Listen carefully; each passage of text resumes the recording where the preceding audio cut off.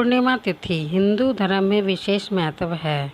इसे धनदायक, संतानदायक व्रत माना गया है। जो लोग पूरे विधि विधान से पूर्णिमा का व्रत करते हैं और पूर्णिमा के दिन चंद्रमा को अर्घ्य देते हैं, उन पर भगवान विष्णु और माता लक्ष्मी की विशेष कृपा होती है। आइए जानते हैं पूर्णिमा व्रत कथा। द्वापर युग में एक समय की बात है कि यशोदा जी ने कृष्ण से कहा, हे कृष्ण, तुम सारे संसार का उत्पन्न करता, पोषण करता और सहारण करता हो। आज कोई ऐसा व्रत मुझसे कहो जिसके करने से मृत्युलोक में स्त्रियां को विधवा होने का भय ना रहे तथा यह व्रत सभी मनुष्यों की मनोकामना पूर्ण करने वाला हो। श्री कृष्ण कहने लगे, हे माता, तुम अति सुंदर प्रश्न किया है। मैं तुमसे ऐसे व्रत को सविस्तार कहता हूँ। सौभाग्य की प्राप्ति के लिए स्त्रियों को 32 पूर्णिमाओं का व्रत करना चाहिए। इस व्रत को करने से स्त्रियों को सौभाग्य संपत्ति मिलती है। यह व्रत अचल सौभाग्य को देने वाला है। भगवान शंकर के प्रति मनुष्य मात्र की भक्ति को बढ़ाने वाला है। यशोदा जी कहने लगी, हे कृष्ण, सर्वप्रथम इस व्रत को मृत्युलोक में किसने किया था, इसके विषय विस्तार पूर्वक मुझसे कहो। श्री कृष्ण जी कहने लगे कि इस भूमंडल पर एक अत्यंत प्रसिद्ध राजा चंद्रहंस के पतिल अनेक प्रकार के रत्नों से परिपूर्ण कातिका नामक की एक नगरी थी। वहाँ धनेश्वर नामक एक ब्राह्मण था और इसकी स्त्री अति सुशील रूपवती थी। दोनों ही उस नगरी में बड़े प्रेम के साथ रहते थे। घर में धन धान्य आदि की कोई कमी नहीं थी। उनको एक बड़ा दुख था कि उनके कोई संतान नहीं थी, जिस वजह से वह बहुत दुखी रहते थे। एक दिन एक बड़ा तपस्वी योगी उस नगरी में आया। वह योगी बाकी सभी घरों से भिक्षा मांगकर भोजन किया करता था, लेकिन उस ब्राह्मण के घर से भिक्षा नहीं मांगा करता था।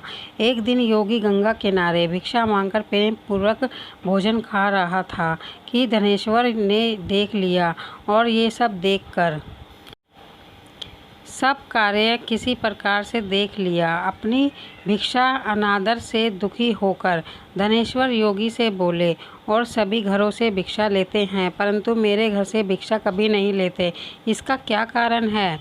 योगी कहने लगा कि आपके धर्म हमें इस बात की आज्ञा नहीं देता, क्योंकि अभी आप गृहस्थ जीवन में एक सुख से वंचित हैं। आपके घर में कोई संतान नहीं है। जब आपके घर संतान होगी तो मैं आपकी भिक्षा जरूर स्वीकार करूंगा। उन्होंने कहा कि जिसे संतान नहीं है उसके घर से भिक्षा लेने से मेरे भी पतित हो जाने का डर है। धनेश्वर यह सब बात सुनकर बड़ा दुखी हुआ और हाथ जोड़कर योगी के पैरों में गिर पड़ा तथा दुखी मन से कहने लगा कि आप मुझे संतान प्राप्ति के उपाय बताएं, क्योंकि आप तो सर्व ही मुझ पर अवश्य ही यह कृपा कीजिए। धन की मेरे पास कोई कमी नहीं है, लेकिन मैं संतान न होने के कारण अत्यंत दुखी हूँ। आप मेरे इस दुख का हरण कीजिए। यह सुनकर योगी कहने लगे, तुम चंडी की आराधना करो। घर पहुंचकर उन्होंने यह सारी बातें अपनी पत्नी को बताई और खुद वन में चला गया। वन में पहुंचकर उसने चंडी देवी की आराधना की और उपवास किया। चंडी देवी ने 16 दिन उसको सपने में दर्शन दिए और कहा कि हे धनेश्वर, जा, तेरे पुत्र होगा, लेकिन उसकी आयु सिर्फ 16 वर्ष की होगी। 16 वर्ष की आयु में ही उसकी मृत्यु हो जाएगी। अगर तुम दोनों स्त्री और पुरुष 32 पूर्णिमाओं का व्रत करोगे तो वह दीर्घायु हो जाएगा। जितनी तुम्हारा सामर्थ्य हो उतने आटे के दिए जलाकर शिवजी का पूजन करना, लेकिन पूर्णमासी 32 ही होनी चाहिए। सुबह होते ही तुम इस स्थान के पास एक आम का पेड़ दिखाई देगा। उस पर चढ़कर एक फल तोड़कर अपने घर चले जाना और अपनी पत्नी को इस बारे में बताना।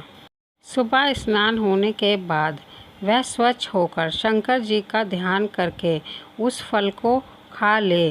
तब शंकर भगवान की कृपा से उसको गर्भ हो जाएगा। जब ब्राह्मण सुबह उठा तो उसे एक उस स्थान पर एक आम का पेड़ दिखाई दिया और वह उससे फल तोड़ने के लिए चढ़ा, लेकिन वह पेड़ पर चढ़ नहीं पा रहा था। यह देखकर उसे बड़ी चिंता हुई। उसने भगवान गणेश की उपासना की और कहा, दयानिधे, अपने भक्तों के विघ्नों का नाश करके उनके मंगल कार्य को करने वाले, दुष्टों का नाश करने वाले, रिद्धि सिद्धि देने वाले, आप मुझे इतना बल दें कि मैं अपनी मनोकामना पूरी कर सकूं। इसके बाद वह पेड़ से फल तोड़कर अपनी पत्नी के पास पहुंचा। उसकी पत्नी ने अपने पति के कहे अनुसार इस फल को खा लिया और वह गर्भवती हो गई। देवी की कृपा से उसे बहुत सुंदर पुत्र पैदा हुआ। उसका नाम उन्होंने देवीदास रखा। माता पिता के हर्ष और उल्लास के साथ वह बालक बढ़ने लगा। भगवान की कृपा से बालक बहुत ही सुंदर था, सुशील और पढ़ाई लिखाई में बहुत ही निपुण था। दुर्गा जी के कथनानुसार उसकी माता से 32 पूर्णिमा का व्रत रखा। जैसे ही 16वां वर्ष लगा, दोनों पति पत्नी बहुत दुखी हुए, कहीं उसके पुत्र की मृत्यु न हो जाए। उन्होंने सोचा कि अगर उनके सामने यह सब हुआ तो कैसे देख पाएंगे।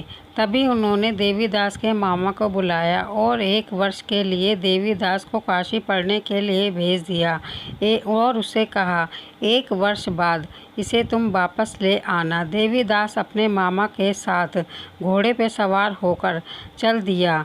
उसके मामा को भी यह बात पता नहीं थी। दोनों पति पत्नी ने 32 पूर्णमासी का व्रत पूरा किया। दूसरी तरफ मामा और भांजा दोनों रात गुजारने के लिए रास्ते में एक गांव में रुके। उस दिन उस गांव में ब्राह्मण की कन्या का विवाह होने वाला था। जिस धर्मशाला में वर और बारात के बाकी लोग रुके हुए थे, उसी धर्मशाला में देवीदास और उसका मामा ठहर गए। उधर कन्या को तेल आदि चढ़ने के बाद जब लगन का समय आया तो वर की तबीयत खराब हो गई। वर के पिता ने अपने परिवार वालों से विचार विमर्श करके कहा कि यह देवीदास मेरे पुत्र जैसा ही है, मैं इसके साथ लगन कर दूंगा और बाद में बाकी सारे काम मेरे बेटे के साथ पूरे हो जाएंगे। ऐसे कहने के बाद वर के पिता देवीदास के मामा के पास उसको मांगने के लिए गए और उन्हें सारी बात बताई। मामा ने कहा कि कन्यादान में जो कुछ भी मिलेगा वो हमें दे जाए। वर के पिता ने बात स्वीकार कर ली। इसके बाद देवीदास का विवाह कन्या के साथ संपन्न हो गया। बाद में पत्नी के साथ वह भोजन ना कर सका और मन में विचार करने लगा, ना जाने यह किसकी पत्नी होगी। यह सोचकर उसकी आंखों में आंसू भर आए। तब वधू ने पूछा कि क्या बात है, आप उदास क्यों हैं। तब उसने सारी बात पत्नी को बता दी। तब कन्या कहने लगी, यह बात विवाद के विपरीत है, आप ही मेरे पति हैं और मैं आप ही की पत्नी रहूंगी, किसी अन्य की कभी नहीं। तब देवीदास ने कहा, ऐसा मत कीजिए क्योंकि मेरी आयु बहुत कम है, मेरे बाद आपका क्या होगा। लेकिन उसकी पत्नी नहीं मानी और बोली, स्वामी आप भोजन कीजिए। दोनों रात में सोने के लिए चले गए। सुबह देवीदास ने पत्नी को 4 नगों वाली जड़ी एक अंगूठी दे दी और एक रुमाल दिया और बोला, हे प्रिय, इसे लो और संकेत समझकर स्थिर चित्त हो जाओ। मेरे मरण और जीवन जानने के लिए एक पुष्प वाटिका बना लो, उसमें सुगंधित वाली एक नव मल्लिका लगा लो, उसको प्रतिदिन जल से सींचा करो और आनंद के साथ खेलो कूदो। जिस दिन मेरा प्राण अंत हो, उस दिन यह फूल सूख जाएंगे। जब यह फिर से हरे हो जाएं तो जान लेना कि मैं जीवित हूँ। यह समझाकर वह वहाँ से चला गया।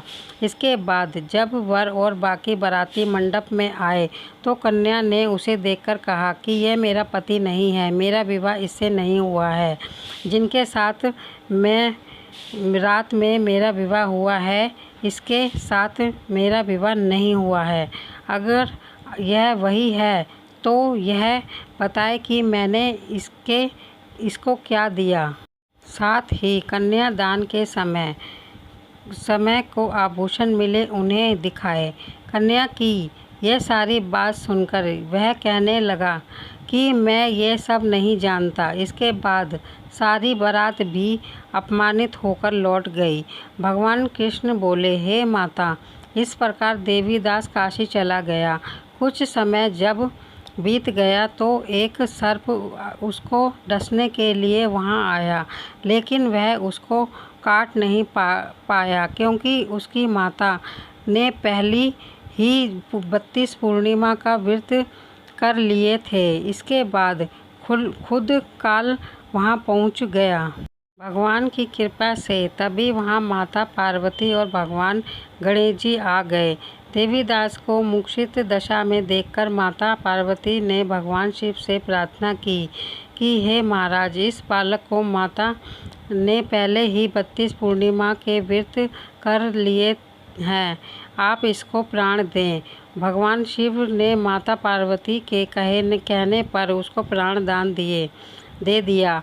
उधर उसकी पत्नी उसके काल की प्रतीक्षा कर रही थी। उसकी पत्नी ने जाकर देखा कि पुष्प और पत्र दोनों ही नहीं हैं और उसको बहुत आश्चर्य हुआ। और जब उसने देखा कि पुष्प वाटिका फिर से हरी हो गई तो वह समझ गई कि उसका पति जिंदा हो गया है। इसके बाद वह बहुत ही प्रसन्न होकर अपने पिता से कहने लगी कि मेरे पति जीवित हैं, उनको ढूंढिए। जब 16वां वर्ष व्यतीत हो गया तो देवीदास भी अपने मामा के साथ काशी से चल दिया। उधर उसकी पत्नी के परिवार वाले उसे ढूंढने के लिए जा ही रहे थे कि उन्होंने देखा कि देवीदास और उसका मामा उधर ही आ रहे हैं। उनको देखकर उसके ससुर बहुत ही प्रसन्न हुए और उसे अपने साथ घर ले आए। वहाँ सारा घर बगार इकट्ठा हो गया और कन्या ने भी उसे पहचान लिया। देवीदास ने इसके बाद अपनी पत्नी और मामा को साथ लेकर अपने घर को चल दिया। उसके ससुर ने भी बहुत सा दान दहेज देकर उसे विदा किया। जब वह अपने घर की तरफ चल रहा था तो उसके माता पिता को लोगों ने खबर दे दी, तुम्हारा पुत्र देवीदास अपनी पत्नी और मामा के साथ आ रहा है। ऐसा समाचार सुनकर पहले तो उन्हें विश्वास ही नहीं हुआ, लेकिन जब देवीदास आया और उसने अपने माता पिता के पैर छुए तो देवीदास के माता पिता ने उसका माथा चूमकर दोनों को गले से लगा लिया। दोनों के आने की खुशी में धनेश्वर ने बहुत सा दान दक्षिणा गरीबों में ब्राह्मणों को दान दी। श्री कृष्ण जी कहने लगे कि इस तरह से धनेश्वर को 32 पूर्णमासी का व्रत के प्रभाव से संतान प्राप्त हुई। जो स्त्रियां इस व्रत को करती हैं वह जन्मों जन्मांतर तक दुख नहीं भोगती हैं और सदैव सौभाग्यवती रहती हैं। यह मेरा वचन है। यह व्रत संतान देने वाला और सभी मनोकामनाओं को पूरा करने वाला है।